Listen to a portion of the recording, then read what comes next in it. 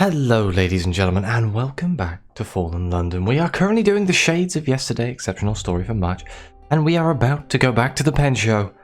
After we went yesterday and got ourselves a nice pen, and then things started going a bit strange. Found out that it was stealing people's memories. So the meeting hall has been converted to an impromptu festival of handwriting. It is just like a craft fair if everyone there sold fountain pens, fancy papers and obscure inks. Okay, so there's a few new options here compared to what there was last time.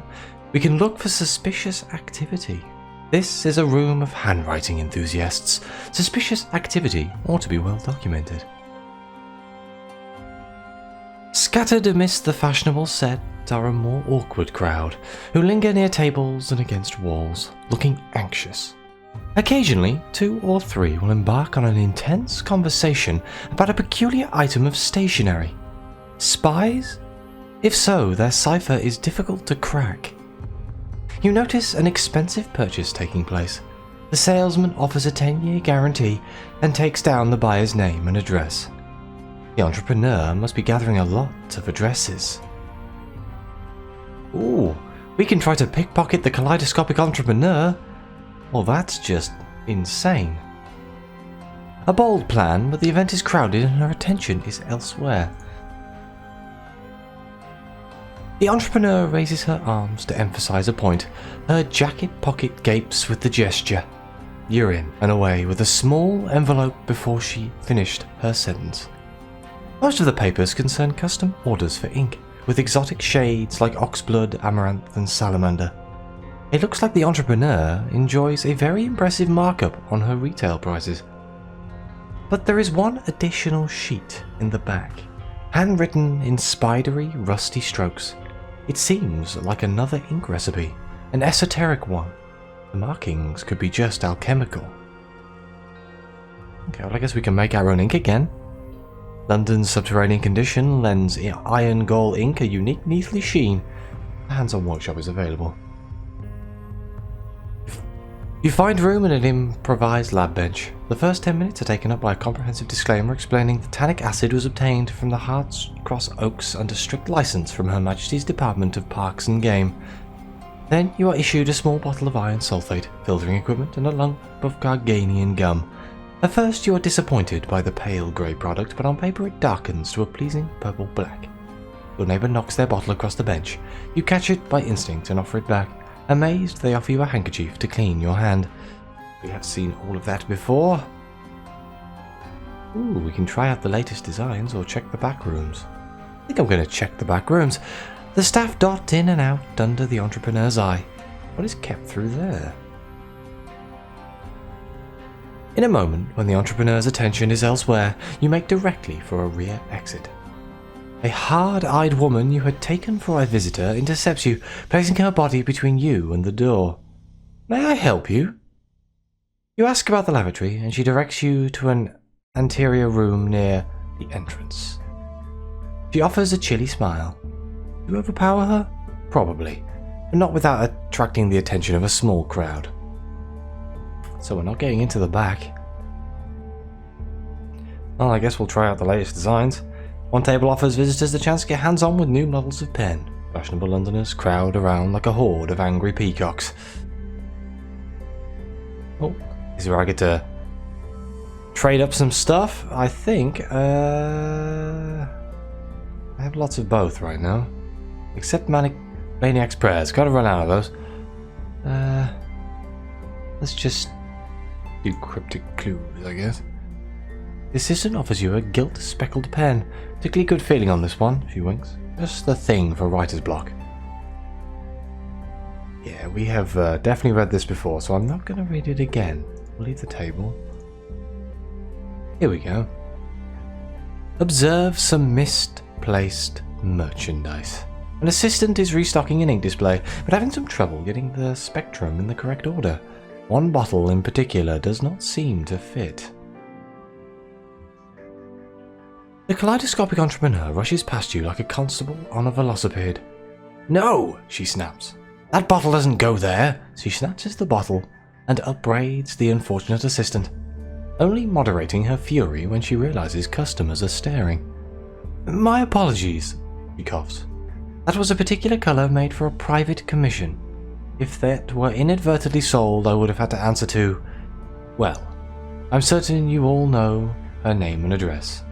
The entrepreneur retreats behind the scenes. Strange colour, that ink. A mesmerising blue. Now I feel there's a lot of people out there who know exactly who this is talking about. I am not one of them. I'm going to go in with an assumption of some sort of royalty.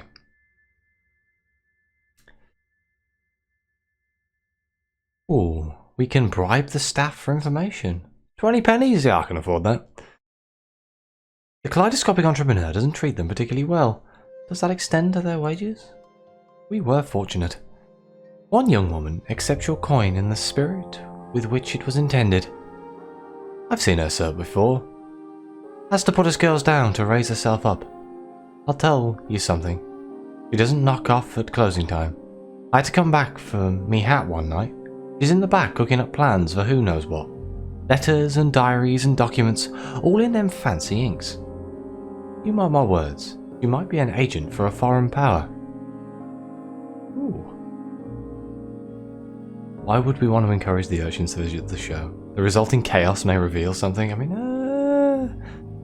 I think we'll go with the drop-in on neighbouring businesses. Established traders often resent this sort of competition. The vintner, 2 doors down, grumbles when you ask about the kaleidoscopic entrepreneur. Normally this is a good spot. The hall stages conferences and lectures, and everyone's so bored by closing time they can't get the old grey fields quick enough. But these last weeks, he sucks his teeth, they all walk straight past with their little wrapped up ribbon boxes. Happy. He beckons you close. She deals with some villains though. I don't know why, but watch yourself. You buying that? God damn it. Eavesdrop on an odd liaison.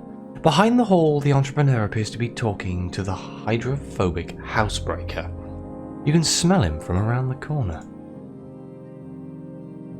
It's difficult to get close without being seen, but you notice a slip of paper pass between the conspirators. This is the address, the kaleidoscopic entrepreneur murmurs. Look for... She turns her head at the wrong moment, and you miss the detail. But this sounds like the lead you've been waiting for. The housebreaker taps his cap. Right, I'll get right on it. The entrepreneur glances in both directions before going back inside. You wait in shadow until the housebreaker moves off. His scent lingers longer than you do.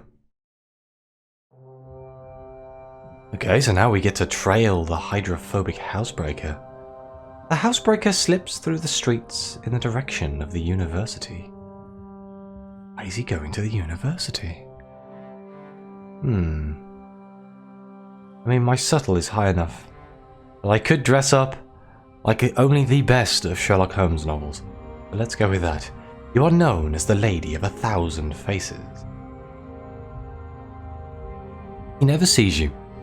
Not the council inspector checking the downpipes, not the velocipede courier who keeps pace with him for half a block, not the lamplighter at the corner, nor the milliner's assistant, nor the commissionaire outside the hotel that looks frankly too shabby to have one. You are always with him, but he sees you not. Where is he going?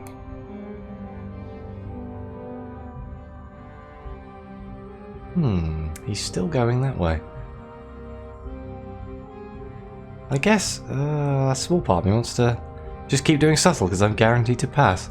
But I could try keeping well back. It's a good surveillance practice to kinder to your nose. Hey, we were fortunate. The housebreaker possesses a natural situational awareness of the committed villain. He pauses at random moments to glance behind or to pretend to tie his lace. He lacks the tradecraft of a master spy, however. You are easily able to stay on his tail. He seems to have arrived at his destination. Infiltrate a pub. The housebreaker nips inside the irate locksmith. He could be going out the back door. Can you follow him in without giving the game away? Well, yep, our hedonist quality gives us a 100% chance of success. Whoops.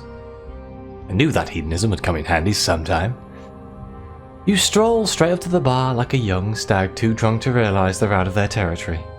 The assorted miscreants and villains that make up the irate locksmith's regular clientele eye you like a freshly cooked pie.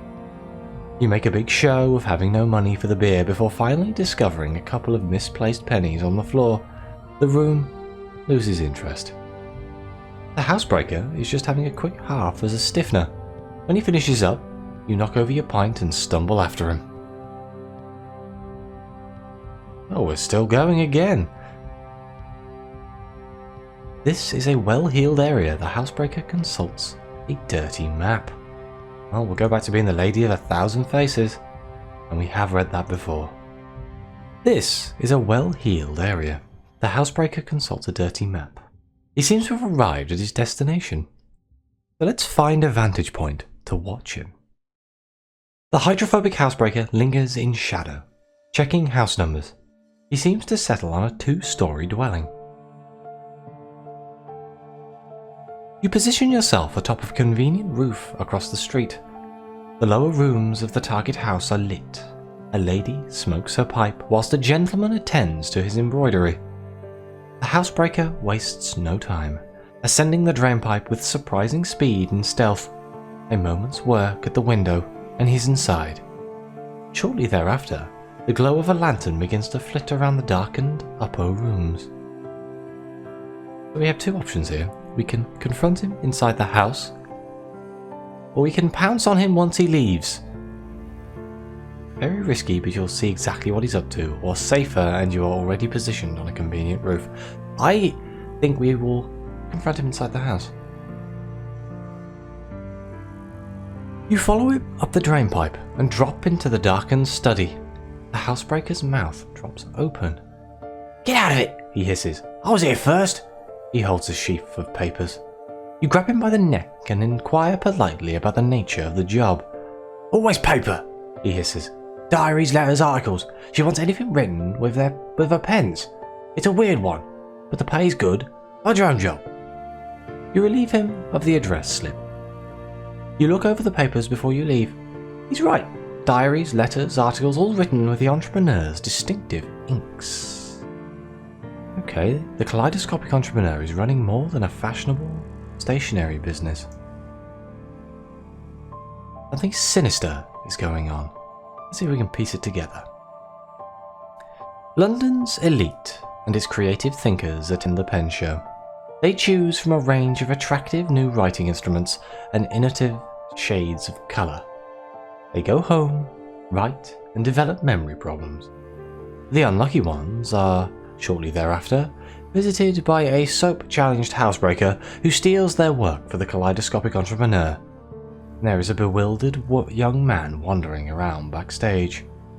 To get to the bottom of this, you'll have to visit the pen show once more, outside its scheduled opening hours. To progress your investigation, return to the pen show in Vale Garden. Oh, I get to show you all the new map, even though I assume if you play Fallen London, you've seen it. But this is fantastic. I love it. Even though it kind of appears like it hasn't loaded. There we go. Now it's loaded. Oh, look at it. It's so cool. I absolutely adore this. So we want to go to... is it Vale Garden? I've actually forgotten where it said now. Yes, Vale Garden. Wonderful. The pen show by night. The hall is dark. The doors are locked. That shouldn't be a problem. How will you make your entry? You can descend from the roof. There is often a usable skylight, even in a sunless city. Or we can break in at the rear. The classic method. I'm going for the classic method here. Get out the little lockpicks. Clunk. The smaller doors are barred from inside. There is, however, a loading door fashioned with a rusty old padlock. You have it picked within 15 seconds. If you tire of creeping around by night, you could have a future advising on security measures. You swing open the tall wooden door and slip inside the hall. Okay, so now we get to work our way along dim corridors. Let's scout the sales floor. It's quiet at night, without 200 customers. You pad across the floorboards, every little sound echoing with the hall's acoustics. The cheap pens are still there, laid out in their racks. but several tables have a void where the more expensive models were showcased. Pasted to the table behind the stock are a series of tightly lettered instructions to the sales staff from the kaleidoscopic entrepreneur. Always suggest a model one tier higher, one reads. Always obtain. Guarantee addresses for tiers 3 to 5, says another. You quickly get a sense of what she's like as an employer. What, not very nice? Nah. Let's check the entrepreneur's office. She keeps a makeshift desk in the back. Even this impromptu working space is ordered with a rigour that exceeds your average sergeant major's. A map of the Undersea is tacked on the wall above import records and invoices from manufacturers. Her pens are definitely not the product of London sweatshops. Her sales ledger is worthy of inclusion in an art gallery, each day tracked and cross-referenced in immaculate Azure script. You have to double-check you read the totals correctly. Her financial success is staggering. You can peer through a shuttered slot. It seems intended for ventilation, but you could swear you saw something glimmer in there. You see into a room lit by candlelight. A cell, really. The bed looks comfortable, but there is no other furniture. Lying on the bed is the confused young man who approached you yesterday. He lies staring at the ceiling, his breathing relaxed, yet there is an absence in his eyes, an indefinable missing spark. He looks blank. Is he a prisoner? You notice a door on the other side of the room. Perhaps this corridor will lead you there.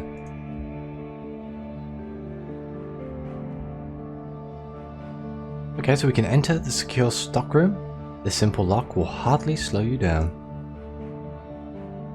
This room is different. It feels like a cross between a lounge and a laboratory. There are small details, a pair of discarded shoes, a book in progress that suggests the entrepreneur relaxes in here. Paper racks hold handwritten pages stolen from her customers, but the centre of activity is the table. Bizarre colours of ink sit in glass tubes, drip trays protect a painfully spotless white cloth. You look at the colours. There are no normal inks. They are Vyric and languid green, which lurks in shallow sleep. Violent and invasive purple of necessary but unwanted collections. A cosmonon of distant orange of alien suns. Okay, so we can scrutinize the entrepreneur's experiments. What is she doing in here? None of these colours appear readily in nature. Where did she get them? Pipettes and bottles, the scribbled recipes. She is making new inks with a combination of colours of the Neath bow. Each has a strange, potent effect on the mind. Who knows what they'll do when blended? She must be experimenting on London's population. Across the table, several pens lie disassembled. Now you look closely. Each body incorporates tiny coloured details, fragments of the Neath bow. The pen she gave you. Did it? The door bursts open. The entrepreneur stands there, incensed. The kaleidoscopic entrepreneur surveys the scene, smouldering with rage. Let her maintain the facade for a few more seconds. The kaleidoscopic entrepreneur stalks into the room, huffing and puffing about the constables. This is a legitimate business, she snaps. You have no right. You unfold the address you took from the hydrophobic housebreaker and hold it out for her to see. She tries to snatch it from your hand. You pull it back and outline her operation. The special pens, the exotic ink blends, the memories stolen and catalogued. Just in time, you notice her hands curling around ink bottles on the table. You leap back, knocking over racks of papers, and snatch up her book as a shield. As the glass shatters on the other side, ink drips on your fingers. You notice the book is her diary. Oh dear, a hazy moment has not changed from 5 because it's higher than 2. You now hold the entrepreneur's diary drenched in the unpredictable mind-manipulating ink. Could this be useful? Oh, I have to definitely throw a bottle of my own. Getting hit by any bottle is usually effective. Take this! You snatch a bottle from the table, gleaming with apocosian. She dodges and slips, staggering against you. Your wet hand touches hers and she loves her tin of 10 coloured pencils. She arranges and rearranges them, but when her father takes her for a walk past the stationery shop, she sees a tin of 20 coloured pencils in the window. She pesters for 3 weeks. Eventually her father gives in and they return to the shop, which accepts her 10 immaculate pencils in part exchange for a tin of 20. The well-spoken lady at the counter mentions that the manufacturer produces a limited edition tin of 40 coloured pencils. The little girl gasps. Her father sighs. The kaleidoscopic entrepreneur cries out and pushes you away. Okay, so we can also recover a memory. Some of those pages on the floor are in your handwriting. You don't remember writing them. You grab the pages. As they crumple in your fist, you touch them to the candle flame. The paper ignites quickly, the flame edged with Neathbow hues. As the smoke swirls in your eyes and catches in your throat, the memory returns, fierce and bright. The haze clears a little. As the flame licks your hand, you stub it out on the bench.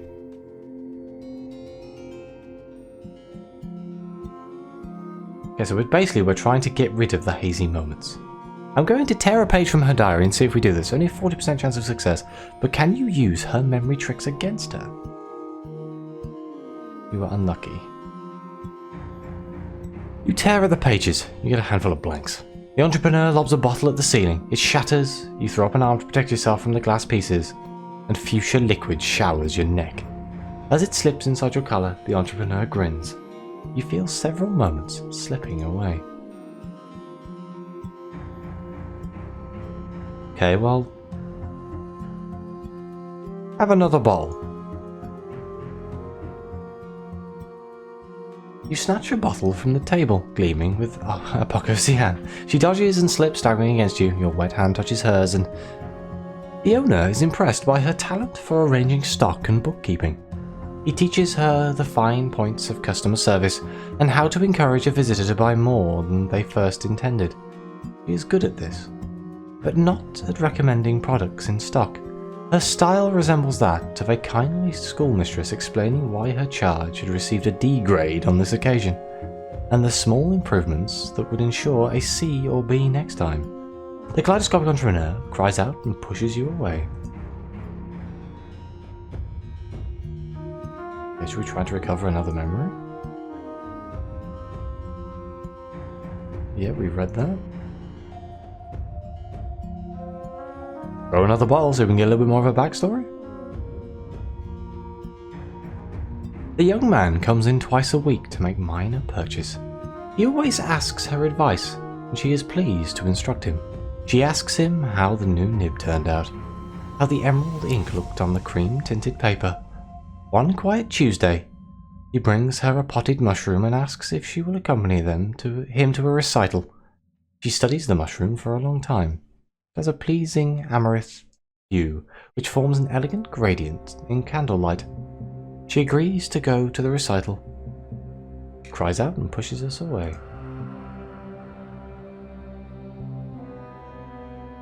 Maybe we can try again, get something else. They find Apocosian deep in coral-choked caves and clear an overgrown crater to unearth fragments of cosmonaut. They plunge deep in search of Violent and spend the night with a dying sailor to inherit the Gant in his Z chest. Her lover follows her without question. Caught up in the adventure, she is surprised to find she does love him. Perhaps with that delicate jaw and earnest expression, he simply requires a few tweaks. Where is this going? Let's try again. They dodge devils and dreamers to find the cave. It's called the Nadir. She knows not to go in. When he comes out, he is confused, stumbling.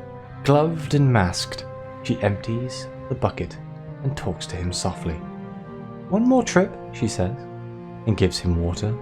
The fourth time, he doesn't know her. After the fifth, she leads him away. "She will take care of him," she says, "and she will put him back together better than before." She struggles to grasp another bottle. Her fingers are weak. The diary grows heavy in your hands. Okay, well, let's end the fight. There's no need for more violence. A light strike to her nerve cluster and she slumps, gasping for breath.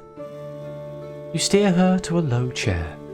She rests, soaked with ink, unwilling to meet your eyes. You check your own outfit. It will definitely require specialist laundering. "Don't tell me you never wanted to change somebody," she grunts. "One day I would have remade him from these memories." She kicks papers across the floor. "A bold explorer, a charismatic politician, an attentive husband. And he's not the only one I could have improved." The door creaks open behind you. You spin, ready for another struggle. But it's her ex-lover, Peter. If that really is his name. He blinks as he takes in the ruined room. "I heard a noise," he says. He stands in the doorway, rubbing sleep from his eyes and looking at the glass-strewn floor. "What's happening? Who are you people?" The entrepreneur climbs to her feet. So we can demand she restores him to the way he was, as close as possible. He has so many memories to work with. And specify his new personality, perhaps a well-informed gentleman adventurer, sensitive and dashing, or we can find him a job in local government. The man has been manipulated enough, and his condition could be an asset in some roles.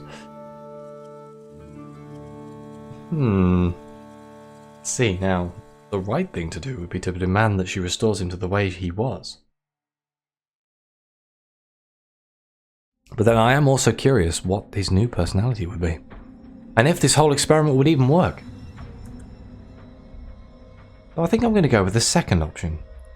Specify his new personality. The kaleidoscopic entrepreneur raises one eyebrow. She gestures to the table of handwritten scraps. You pull gallantry from drafts of adventure novels and empathy from diary entries.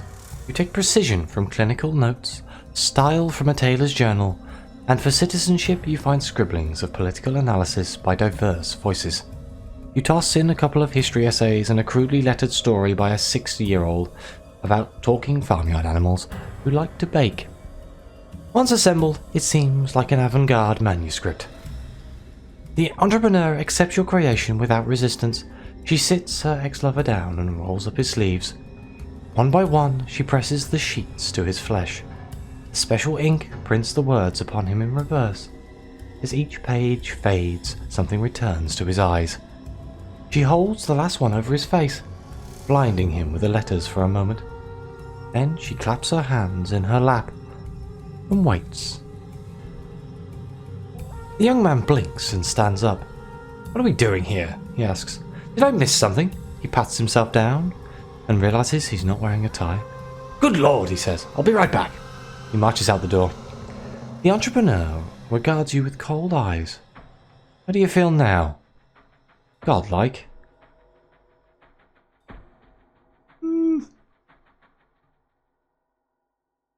Exhausted, she watches you, surrounded by stolen, tattered memories. Her original plan might have been to reconstruct her lover, but by the end, she was simply a collector. Ooh, so we can walk away. What she did was criminal and immoral, but it's not up to you to deliver the consequences.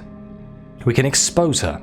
The new colours are superb, but nobody wants their memory excised every time they write a letter, or we can erase her memory. On the table, somehow intact, you spy a tiny bottle of Irigo. It's no less than she did to her lover. Now, I'm not that mean, but I don't think I can walk away, so I think we're going to expose her. Your first call is the police station, and your second the offices of unexpurged London Gazette. Constables drag the kaleidoscopic entrepreneur out in cuffs and Neddy men load her stock onto a series of carts, which disappear into the direction of the bazaar. A collection is arranged to seize the dangerous colours and writing instruments. As the quick-thinking citizen who single-handedly exposed this incongruous scheme, you are widely praised and invited to dinner by many relieved customers, not all of whom remember buying the mysterious new pen on their desk. You receive, however, no letters of thanks. This is the end of the exceptional story, and we gained 1 bottle of 4th City Airag, Year of the Tortoise. So, thank you very much for watching. That is the end of the exceptional story. Please let me know if you did anything different. I am curious as to what the other ends of the story were. Knowing my luck, everyone did the same as me. Tends to be the way it works. But either way, thank you very much for watching. Please like, subscribe. Let me know what you think. Your comments are greatly appreciated, and as always, I'll see you next time.